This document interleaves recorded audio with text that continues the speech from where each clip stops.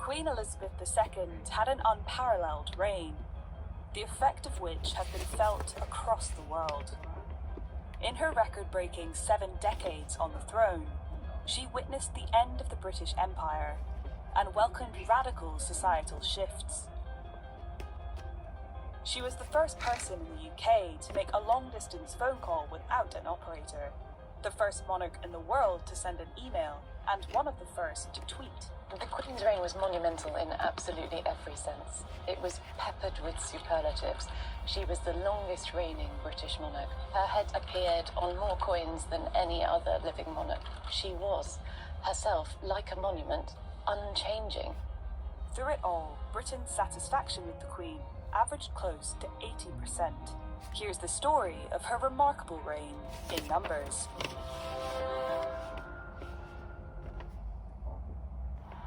Through the gates of Buckingham Palace, Queen Elizabeth II's coronation was on June 2nd, 1953. carrying a beautiful and radiant girl to her coronation.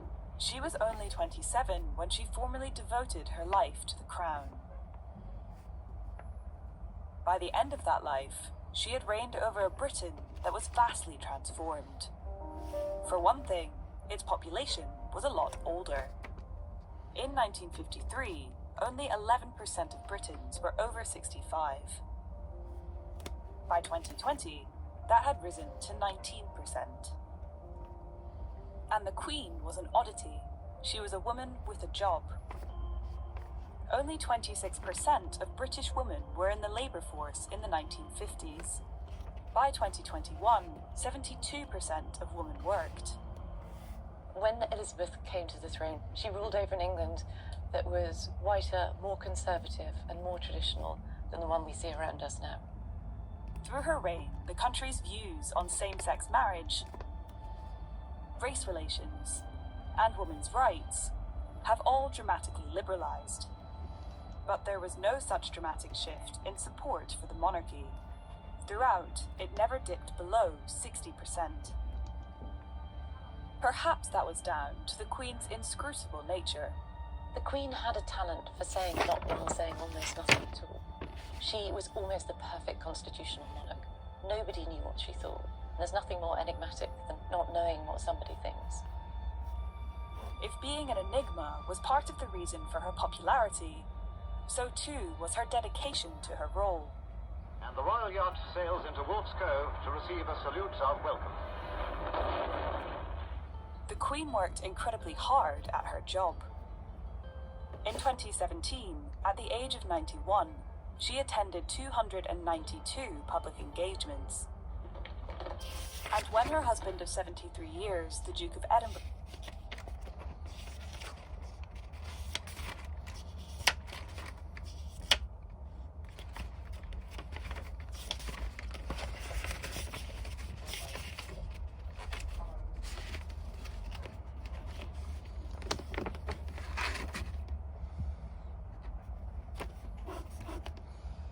died, she took only 4 days off.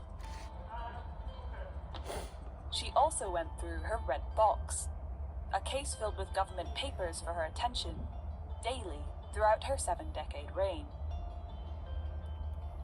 Taking time off for just Christmas Day and Easter.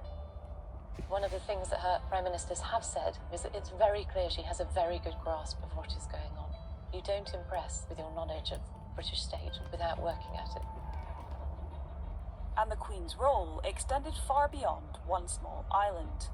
In 1953, she reigned over a dwindling British Empire. She was head of state for 55 overseas territories. By 2021, just 14 of these remained. Singapore means Lion City, so it's appropriate that lions and dragons should take part in the independence celebrations. Ending all our constitutional links with Britain was proclaimed and given the royal seal of approval. As the empire disappeared, the Commonwealth grew, a voluntary club of countries with the Queen at its head. By 2021, its 54 member states were home to 2.4 billion people across 5 continents. That the Commonwealth has remained strong, it feels like one of those diplomatic puzzles. It's kind of the ghost of the empire, and of all the things you would think that who would want to belong to it? and it was often felt that the thing that was really holding it together was her. In her reign, Elizabeth visited almost every Commonwealth country. In fact, traveling to her overseas territories was one of the first things she did as queen. The 5-month tour takes the royal couple first to Africa, then to Ceylon, Australia, and New Zealand. Between November 1953 and May 1954, she visited 14 in an epic tour around the world. Black Star Square, the enormous parade ground in the center of Accra. 7 years later, she visited Ghana. The country was suffering deep political turmoil.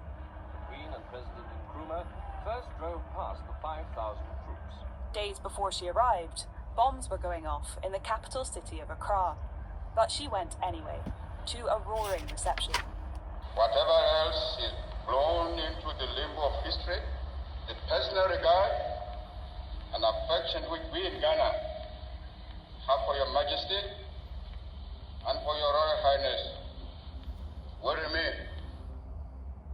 Even beyond the Commonwealth, she loved to explore the world. She was probably the most well-traveled monarch in history, visiting over 100 countries.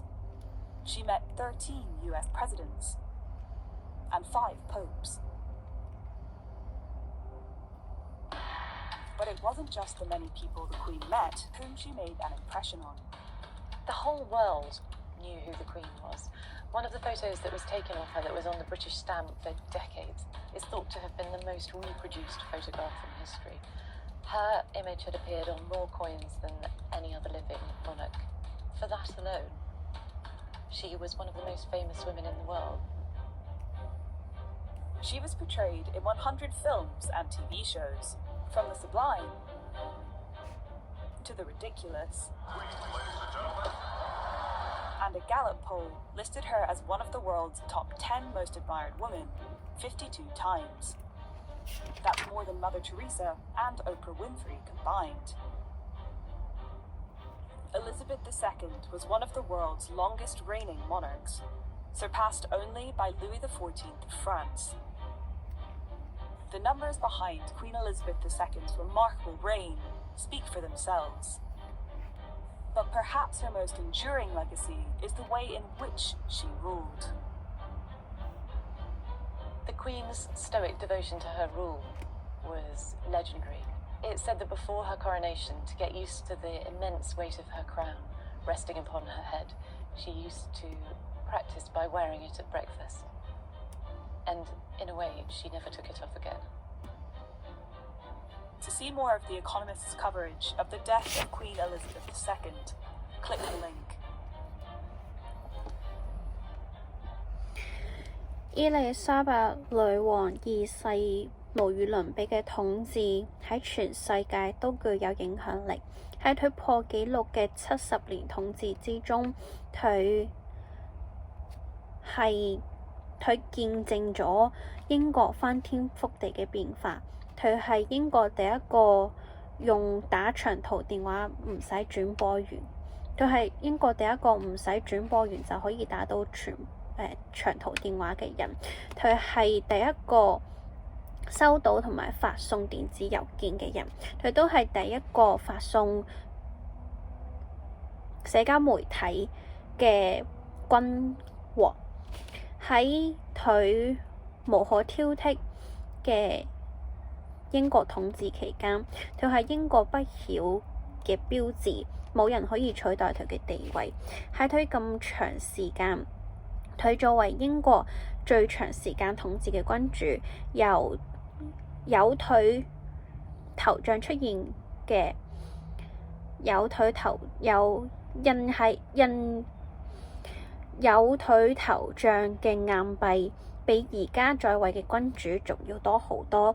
佢係不朽嘅標誌，係人們心中唔可以取代嘅一位尊敬人士。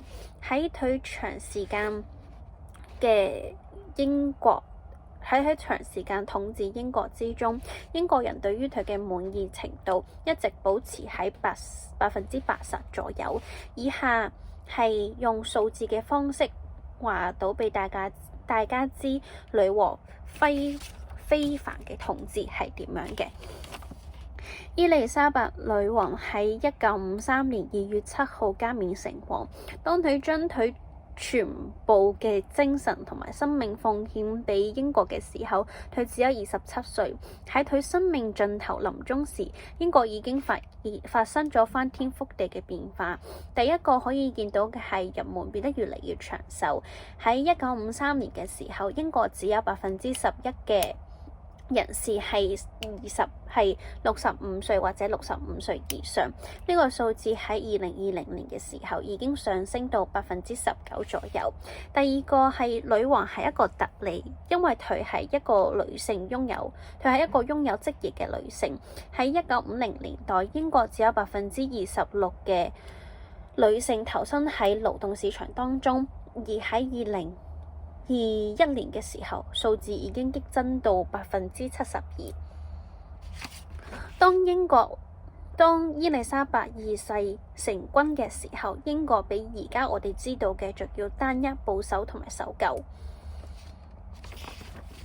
喺佢嘅統治之下，英國人對於同性婚姻、種族關係、婦女權益嘅諗法係大量變得自由化咗好多。但係好神奇嘅係，英國人對於君主制度嘅統治嘅支持度冇咁大嘅轉變。事實上嚟講，喺英國對於君主制嘅統治或者對於皇家嘅滿意程度從來都冇落過60%左右。呢個可能係同女王佢神秘嘅性格有所關係。女王有佢自己一套嘅說話藝術，有時佢言多不失，有時佢化反而空。佢係一個好完美嘅君主，冇人可以觸摸到佢喺度諗緊啲乜嘢。可能最令到人哋着迷嘅就係你唔知嗰個人諗緊啲乜嘢，呢個就增加咗佢嘅神秘程度。如果話咁樣嘅神秘程度係大家鍾意女王嘅原因嘅話，咁呢一個特色都係英國人支持佢嘅其中一個原因。喺某一場慶典當中，禮炮響徹咗沃爾特灣，禮敬皇家遊艇嚟到。英國女王伊麗莎白二世係出咗名嘅盡忠職守。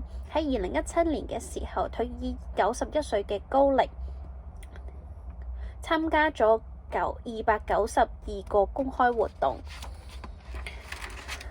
喺陪伴佢73年嘅丈夫愛丁堡公爵菲利普親王逝世嘅時候，佢只係休息咗4日。佢有一個紅色嘅手提箱，箱裡面裝住所有佢要睇嘅政府文件。而喺佢70年嘅統治之中，佢每日都喺度努力工作。佢只喺聖誕節同埋復活節嘅時候會休息幾日。佢其中一個首相話，女王對於英國國內發生嘅所有事情都特別清楚。如果佢唔係咁努力工作，佢根本就唔會知道得咁清楚。英女王嘅影響力唔止喺英倫三島之中。喺2051年，雖然殖民地已經減少，但係雖然英國喺海外嘅殖民地已經減少，但係女王仍然係55個殖民地嘅領導者。喺2021年，海外殖民地只係剩返14個。新加坡別名叫做獅子城市，所以呢個係好合理嘅舞獅同埋獅子嘅形象喺新加坡獨立慶典上面出現。憲法經過咗伊麗莎白女王嘅允許下被簽署。英國大不列顛帝國嘅倒下，變成咗而家英聯邦嘅統治。女王依然係元首，喺2021年嘅時候，英聯邦一共有54個成員國，涵蓋咗5大洲同埋14億嘅人口。大英帝國嘅影響仍然喺度持續緊，呢個都係世界外交一個謎團之一。英國就好似鬼魂咁樣不斷喺度徘徊緊。有一個問題就係咁，邊個願意做英國統治底下嘅附屬呢？其中有一個說法就係點解大家會咁團結連埋一齊，就係因為有英女王嘅存在。英女王已經去遍咗佢海外全部嘅殖民地。事實上嚟講，佢喺登基之後做嘅第一或者第二件事就係去探訪同埋巡視殖民地。喺5月，喺英女王5個月嘅探訪之中，佢先後去咗非洲、斯里蘭卡、澳大利亞同埋新西蘭。喺1953年12月至到1945年5月期間，佢一共出訪咗14次，基本上冇一個國家冇一個呢個紀錄係其他君主未達到嘅。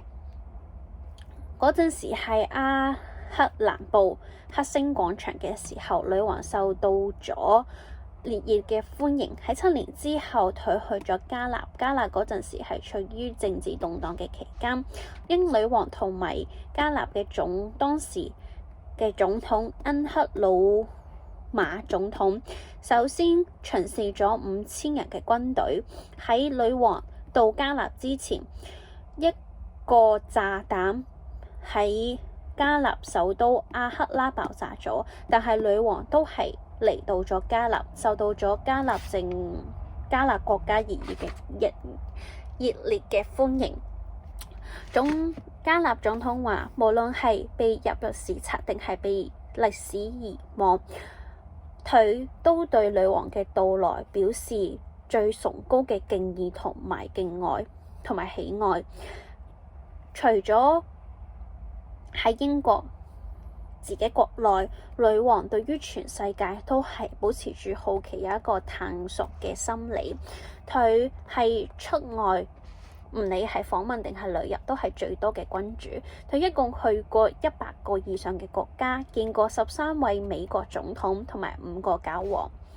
而女王俾人哋嘅印象唔止係見過女王嘅人先會對佢有印象，全世界大部分人對於女王嘅印象應該係佢喺郵票上面存在咗10年嘅嗰張圖片。